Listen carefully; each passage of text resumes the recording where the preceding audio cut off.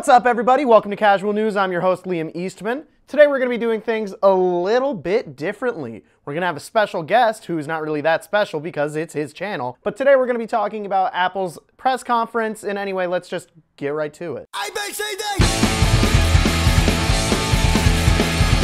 All right, welcome to the desk. I'm not normally here. He's usually here. Yeah, and no kidding. I'm sitting in his domain.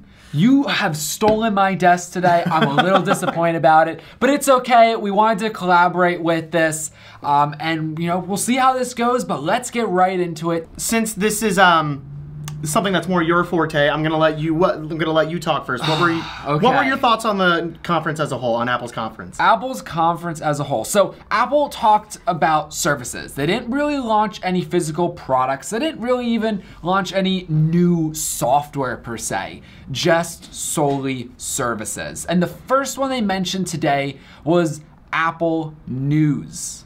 Well, Apple News Plus. Apple News Because Apple Plus News is already a service on your phone, which is just collects news stories and stuff along those lines. The interesting thing about Apple News Plus is that its big thing was that it includes magazines. Magazines, yes. So the Apple News Plus is just a addition to Apple News. It's gonna be, what, $9.99 a month. The only thing that had a price point today. And also, two things that were included were they're going to be including the LA Times as a newspaper and the Wall Street Journal as a newspaper. Now, overall, my opinions on this was it was kind of underwhelming. It's not something that really... Yeah, it's not really something that I care that much about. No, I don't care about it either, to be honest with you. So, like, I'm sure there are people that are absolutely ecstatic about this. Oh, 100%. But I'm not one. For us, that's not something... I've never even opened the news app on my iPhone, I don't think. No, me neither. I just get the annoying notification from it every once in a while. I'm like, sometimes that's interesting. So then, the next thing that was brought up during the news conference was Apple Pay. Apple Pay. There's the Apple Wallet right now. So essentially that allows you to like add your debit or credit cards to your iPhone. So when you're at, 7-Eleven, you just take your iPhone out, you just scan your iPhone, and voila, you get charged, your cards get charged, but it goes through your iPhone. And it works usually with you holding up your iPhone to like a scanner. Exactly. Or to the chip reader. What was more interesting though is that Apple actually introduced a credit card to go along with it known as, it was just called Apple Card. More credit cards for Eric. And Eric and I both decided that we were sitting there be like, yeah, we're totally gonna get this. We think it's dumb, but we're totally gonna get this.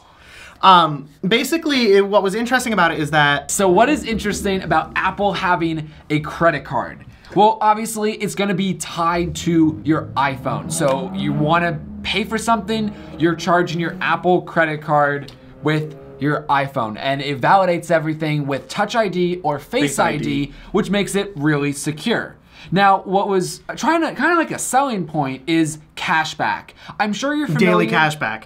Exactly. So daily cashback is basically the service where it would incentivize any purchase you make with your iPhone, you get 2% cash back, and that's daily. You get that cash that day. Exactly. If you buy any Apple products with your phone, directly from Apple, it would be 3% cash back. Anywhere else would be 2% cash back.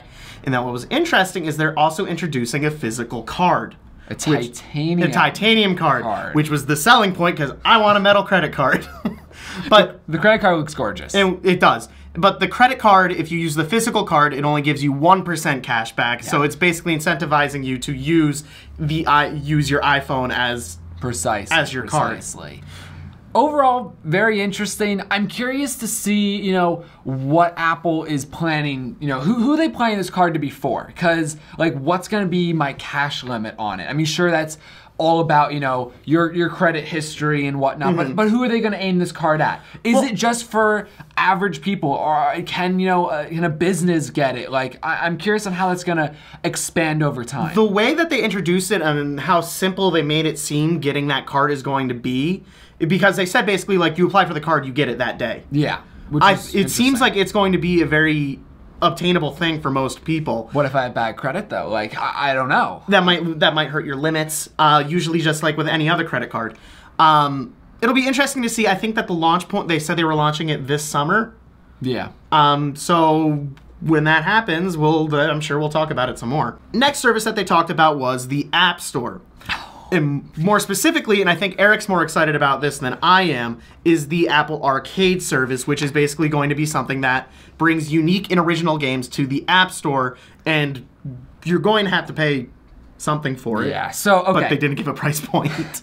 Apple Arcade, Apple's gaming subscription service. What do we know, what do we don't know? Well, what we don't know, we don't actually really have a list of all the games that are going to be on the Apple Arcade. They had some big names in there, like they had the Final I totally blanked on his name, but they had the Final Fantasy guy who was making a game for it, and then they were throwing other names out there that were like names that I recognize but don't necessarily know as prominent figures, if that makes sense. So it's still to be determined what games are exactly going to be on this service. But we had some sneak peeks, and honestly, they looked fun, not bad. They looked interesting at the very least. Pricing of the Apple Arcade, we have no idea about, which is kind of concerning. Could be $10, could be $20 a month. I don't know. Because, for example, I don't know if we threw out the price point for Apple News, but that had a price point announced for it, which was $9.99 a month. Yeah, I mentioned that. Just covering our bases. But so with the Apple Arcade, there was no price point, which is, again, like I just said, is kind of concerning. A little bit. I'm a little worried because it's. I think they said that was also launching this summer too, right? Yeah. So for anyone that is though confused, exactly what is Apple's Arcade? Because we didn't actually specify that. So Apple Arcade, from the notes that I have, is it's promising 100 new and exclusive games. So basically, games that are exclusive to Apple's store, are exclusive to Apple devices. One of the big selling points that they had is there is going to be no ads in game, and there are going to be no in-game purchases, which is going to be, you're paying a monthly subscription for these. That makes sense to me. Now, what I'm not sure about is I'm pretty sure you can still buy the games outright if you desired. I'm not sure. But that's what I'm a little uncertain about is, do you have to pay the subscription, or can I be like, hey, I like this game, I'll spend the $10 on it? I'm not exactly sure in terms of the Apple Arcade. Because the Apple Arcade, it is trying to get game developers who need money to, get the money without ads or without charging a ton of money per app. But I don't know if there's gonna be a, flat fee for one game if you just really want that game. I'm not sure. That'll be interesting to see with more information coming out. What I think is interesting too is that you and I discussed this a little bit, is that you weren't necessarily excited over the fact that they're going to be having original titles. You said you wanted more big name titles from it, right? Okay, so like games that are already games other places. It's a little hit or miss. I guess they never miss, huh? Here and I'm not gonna get into. This is a very long conversation that I'm not gonna get into. I think for Apple Arcade to be successful, I do think they need new and exclusive titles. Because that's what's going to bring people to that service. Exactly. Because as I said to you, I was like, why would I buy a game on my iPhone that I could play on my PS4? Exactly. But I hate locked-in services. I'm on the fence a lot of the times with Apple because I feel as more and more when you invest in their services, you're getting locked into them more and more. And for some people, that is absolutely fine. But, look at me right now. I have a Microsoft Surface right here. There's an iPad here. I have an iPhone in my hand. I have a lot of different devices, and he's got an Alienware back there. I don't like to be locked into any specific device. So that's my issue with it. It's interesting that you were talking about locked-in services, because Apple TV. Apple TV. We'll talk broadly about this, but one of the selling points that they're talking about for Apple TV, which is their new subscription service that they're offering for TV, is that the app is going to be on Roku and Amazon. Okay, well, wait, what is the app? The app is Apple TV channels, and it seems like it's kind of a streaming service akin with like Netflix, because it doesn't really seem like you can watch live TV on it. No. So, which was one of the things I was looking for out of a streaming service from a TV streaming service from Apple. But it essentially takes subscription services that you have. Like, do you have any examples? Yeah, Hulu. So Hulu is partnering with this program as well, which is with this app, which I think is interesting. Apple's pretty much offering.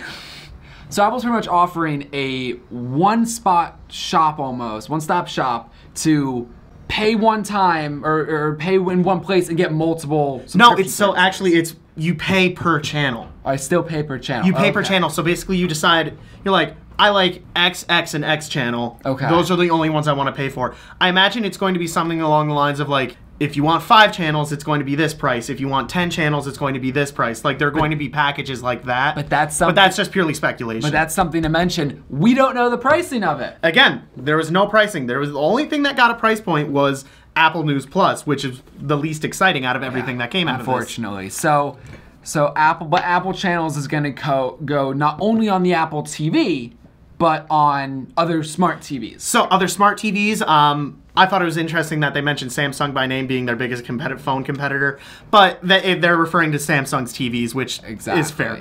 It was just entertaining for me, even though I understand why they did that. And then, like I said, it's going to be on Roku and Amazon, and then it's getting Amazon original programming on the Apple TV channels. And then it mentioned Hulu. I didn't see any titles that were Hulu originals. Okay. In any of their I guess press photos. They wouldn't be press photos, but in any of their like slides. So it's interesting, and I'll be interesting to see what it is. For me personally, I was looking for it to be more similar to say like not Slacker. Slacker's radio. Sling TV. Sling TV, where it's like I have channels.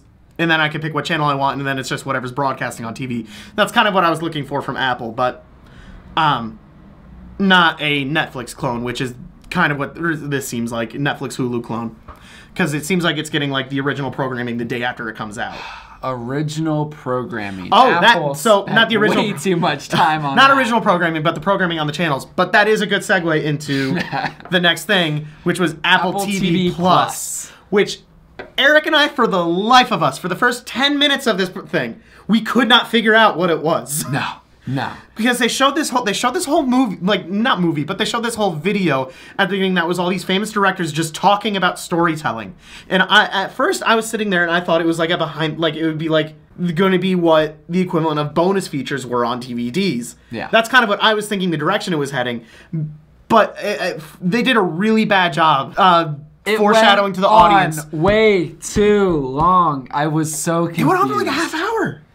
I think they just needed filler. Like I guess. Hey, our event needs to go like at least an hour and a half, however long it was. Let's just This was almost 2 hours. Okay. Because it started at 1 and ended around 1:40, or it started at 1, it ended around. We started doing this like a half hour ago. Like I don't know. But then basically what made it go so long is that Apple TV Plus is going to be their original content, much like a Hulu original, an Amazon original, or a Netflix original. We get the concept at this point that streaming services have original programming. But what was kind of annoying about it is they brought out like every producer and like big person like attached to like every original that they're doing. Some of them were cool, like Jason Momoa, who is Aquaman. Not Jennifer Lawrence. The Friends girl. I'm blanking on her name and whatever. Steve Carell was out there, and then Big Bird, and then there's going to be a coding show for kids that but Sesame Street characters are doing. See, this is just Apple being Apple because Apple doesn't want to offend anyone. So they're just like, oh, we bring on one person. We just have to invite everyone. Yeah, they brought everyone out. That was like, and then they closed it off with Oprah. Now, don't get me wrong. I'm as excited to see Oprah as much as the next guy. But she, again, didn't, like, it was basically just a whole bunch of buzzwords. She was like, I'm doing 2 documentaries, and they're going to be on this. And then, like, Tim Cook was like, I love you, Oprah, as he was walking off the stage. They just needed to show off that they had Oprah. That's all they needed to do. Again, it was just, there was a music performance in the middle of this that was like, I felt super unneeded because... Again, this is coming from a person who is more a musician than anything else. I was sitting there, I was like, this doesn't need a music act. Like, I liked what you said. It wasn't needed. Was any of what Apple unveiled today? I don't think any of it was worthy of a press conference. I think this press conference, I think, I'll be honest, this is my first Apple press conference I've watched start to finish instead of looking up like buzz notes at the end of it. And it was interesting to see how they do it. They put on a good show. They put on a good show. It was I wasn't bored watching it, but there was a lot of like, for me there was a lot of just me sitting there like, why is this? What's gonna come? What is next worthy that's of? gonna interest What is me? worthy of this being a stream, like a press conference event for? Like, I would have sat through happily, like, the Apple Arcade. I thought that was worthy. I thought the credit card was interesting. I don't think Apple News Plus needed a press conference. But at the same time, I think we're the wrong people to ask about that. Again, that's true. But I think overall, though, too, with a lot of this, they didn't have enough information to talk about. I thought that it was bold that they were announcing stuff without price points. Like, the news thing, you know, I thought that was pretty well-rounded. I'm not interested in it, but it was well-rounded. It's something that's interesting. And, yeah. Apple Pay, with the card and all that, I think they gave enough information on that. They're very transparent about that, so that's good. But then when it comes to The Apple Arcade. Apple Arcade, It's like, this is a thing that's happening. Here's some of the games we're working on. You don't get any more information than that. yeah, and like I think it's okay, but at least announce price points. Like, come on. I think we're in a time when people care a lot about how much something is going to be. And I thought that it was really interesting that Apple...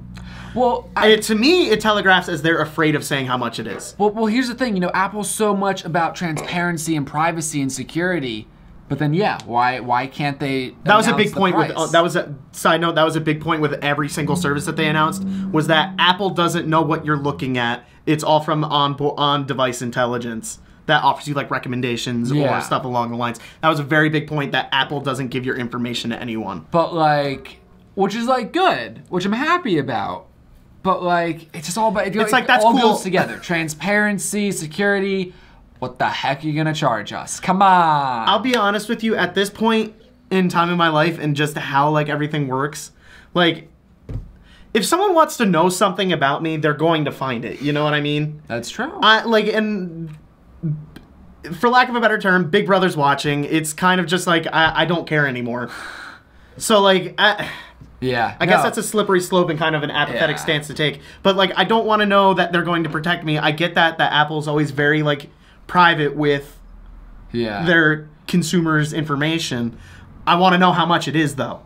No, I gotcha. But then moving on to the TV service, like, you know, Apple TV channels. Yeah, they showed a ton of channels that are going to become available, and then they, you know, squeezed in, you pay for the channels you want. But what does that actually mean? Yeah, how much is that know. going to be? Well, not even how much does that, not even exactly how much, you know, does it cost, which is important too, but like, how does that structure break out? I don't know.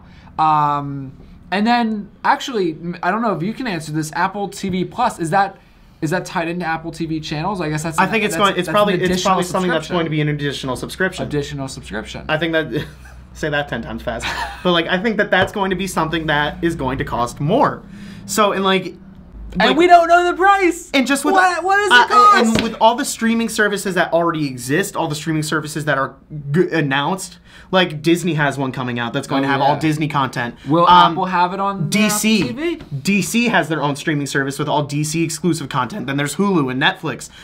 There's again, Sling TV. I don't know. There was nothing really in this that sold me on getting another streaming service. Here's my question. How many services is too many services for Apple? Like, are we at that point? Are we not there yet? Or like, I don't know. More of a broader opinion on Apple, but like, I don't think Apple knows what they're doing anymore. And like, yeah, there was that big news earlier in the year that they're like the first $1 trillion company or something like that. But like, I'm getting less and less excited about what Apple announces next because I feel like they aren't changing the game anymore. Apple is just looking for more and more ways to keep you as a customer. Let's look at Apple Pay for a second, because I'm interested in Apple Pay. I mean, you and I are both probably going to be Apple Pay customers. It looks like a modern way for credit cards and whatnot, and we'll see how it plays out. But it definitely looks interesting. However, what if you know I have an iPhone right now? Oh gosh, iPhone 8 Plus. I'm definitely ready for an upgrade, and I don't know if it's going to be an iPhone. I agree with that. And especially if they don't add USB Type-C, but that's besides the point. That's like Eric's big buzzword. USB Type-C. Bring on the dongles, anyway. Yeah, like the title of my sex tape.